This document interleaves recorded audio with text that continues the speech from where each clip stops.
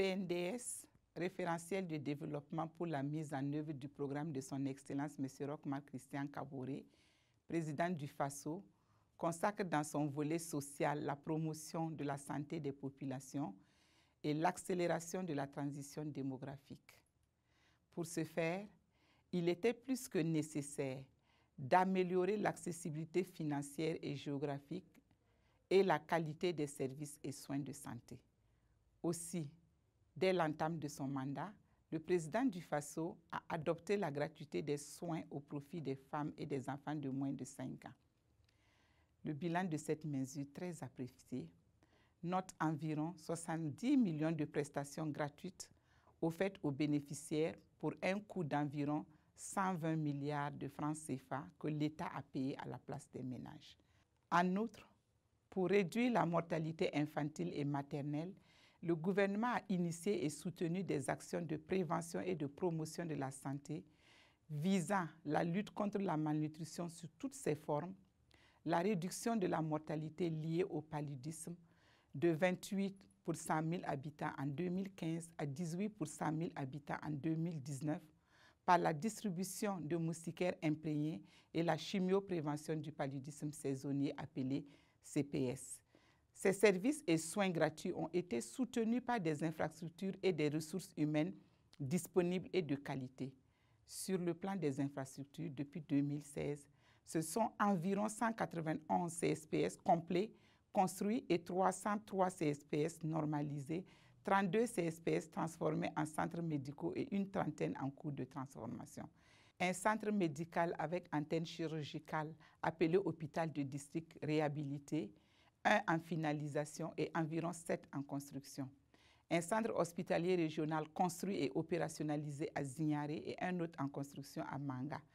2 CHR ont été transformés en CHR universitaires, Ouaïguia et Bogodogo. À côté de ces infrastructures usuelles, les centres et services spécialisés ont vu le jour. 2 centres de néphrologie et d'hémodialyse au CHU Sanon-Sourou et au CHR universitaire de Ouaïguia, un service d'hémodialyse au CHU Bogodogo et la modernisation des équipements des unités d'hémodialyse du CHU Yalgado et du CHU Tengango. D'autres centres sont en cours de construction, le centre de cancérologie, celui de neurochirurgie, celui de gériatrie à Ouagadougou et un magasin moderne pour la vaccination.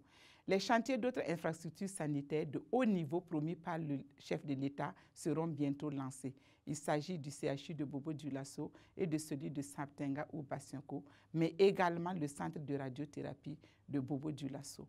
Pour une meilleure disponibilité des produits sanguins dans le pays, des centres régionaux de transfusion sanguine ont été construits et opérationnalisés dans 5 chefs-lieux de région. En matière de logistique mobile, le gouvernement a acquis, entre autres, 335 ambulances au cours de la période 2016-2020. Ces acquisitions vont permettre la continuité et la prise en charge des patients. L'opérationnalisation continue de la loi sur la fonction publique hospitalière, adoptée en 2017, augmentera la continuité et la qualité des soins et services de santé par l'amélioration des conditions de travail et de vie des agents de santé.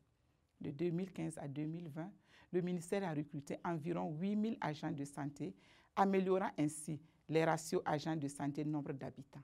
La formation programmée d'environ 150 spécialistes par an depuis 2016 a permis d'accroître la qualité de la prise en charge des pathologies dans les régions. En 2016, plus de 17 000 agents de santé à base communautaire ont été recrutés dans les 13 régions pour assurer la santé promotionnelle, préventive et parfois curative dans les communautés.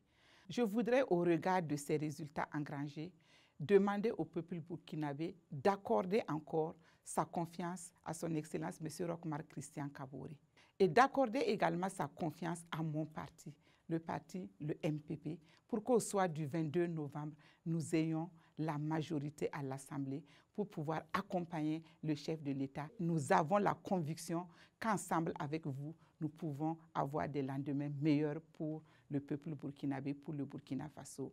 Je vous remercie.